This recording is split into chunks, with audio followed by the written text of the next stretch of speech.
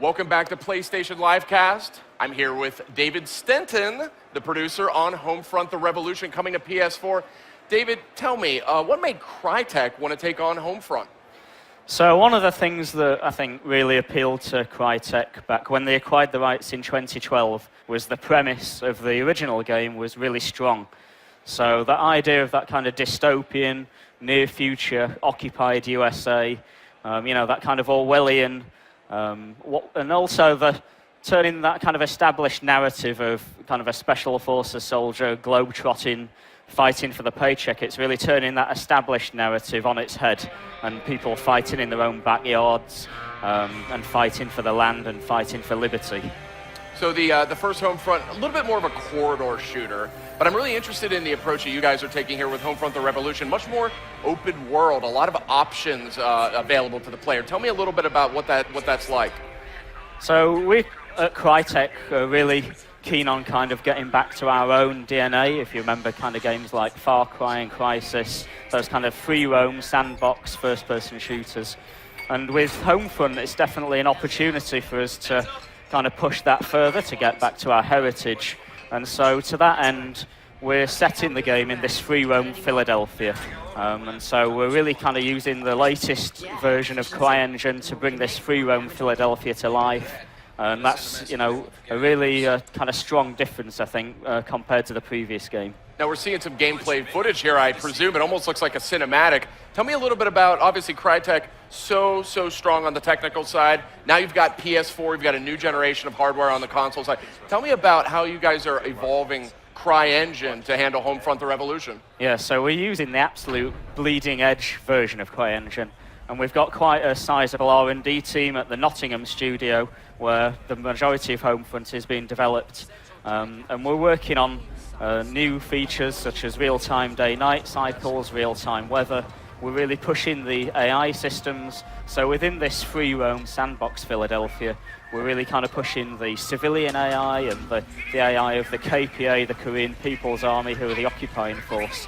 So it's very much about kind of setting up this sandbox and allowing the players to kind of sit back and observe the game systems at play.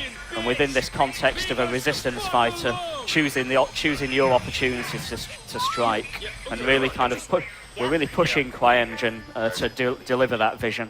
And we're seeing that visual fidelity here on display. We're watching this open world vision of Philadelphia. Tell me a little bit about the backstory, get us caught up a little bit.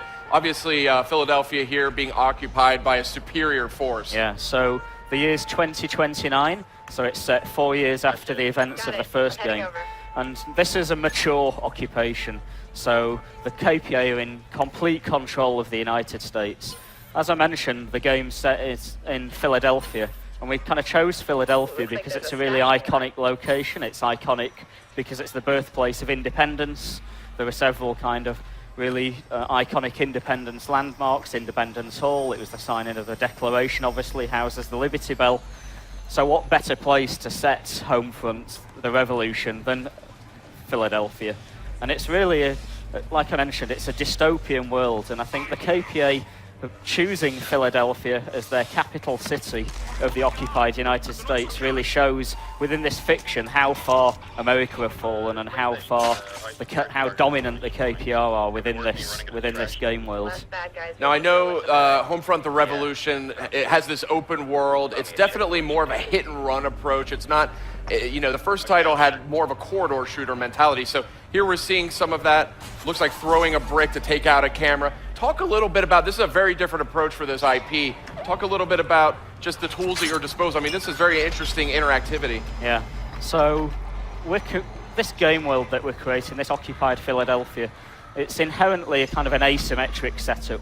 You've got the KPA that are in complete control.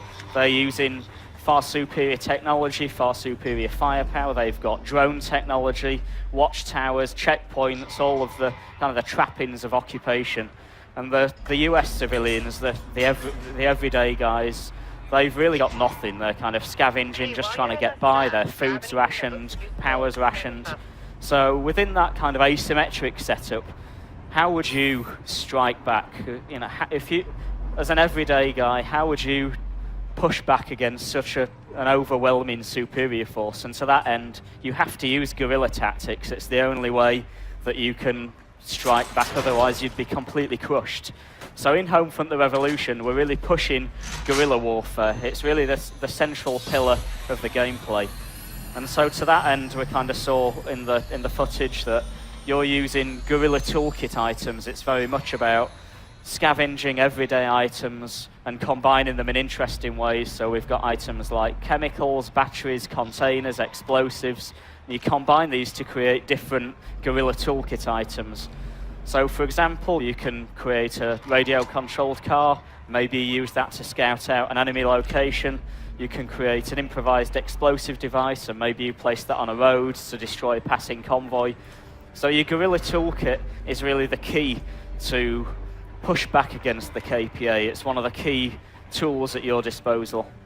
One of the things, seeing just footage for the first time, it's so interesting to me is, you know, the outdoor environments are large, but I mean, the incredible density on detail inside. I mean, these interior environments look fantastic. But I also want to point out this cell phone seems to be a very pivotal just tool for the revolution here. Talk a little bit about how this factors in. It looks like there's augmented reality. Talk a little bit about that. So the cell phone is a KPA cell phone. So as part of the fiction, you know, the everyday US citizens, they aren't allowed to kind of access technology like that. So when you're in the resistance within this Philadelphia, you've got access to this kind of stolen smartphone, and that's augmented with various resistance apps. So you can use it to things like access the world map, access your mission tracker. So because it's a free roam sandbox game, you've got multiple available missions on the go. You've got a camera, so you can scout out enemy locations ahead of time. You can tag KPA enemies and seekers. And then kind of later in the game, as the technology evolves and as your kind of capabilities evolve, you can use that to subvert KPA technology. So this is kind of one of the interesting things that we're doing with the progression in the game. Early on, you're very much under the boot of the KPA. Your tools available are things like bricks and bottles, and you're smashing CCTV cameras, using bolt cutters to get through padlocks, things like that. Later on in the game, you're very much using and subverting the KPA technology, which is where a lot of the smartphone functionality comes in. Now, we're almost out of time, but I do want to flag, I see, like, you know, these call-outs for other, what I assume are teammates here. Tell me a little bit, is that a multiplayer element? Yeah, so at E3 we're announcing that we're doing 4-player co-op. This objective that we're seeing here, attacking the police station, is indicative. It's a single-player objective. It's also an objective that you can tackle within the multiplayer co-op game mode. So here we're demonstrating how you and 3 friends can kind of team up to tackle these kinds of sandbox objectives within the open world, and each character kind of taking on their own role. It's really up to you as to how you tackle these objectives as a resistance cell. Very, very interesting stuff. That's Homefront the Revolution. When can we look forward to playing this on PS4? So it'll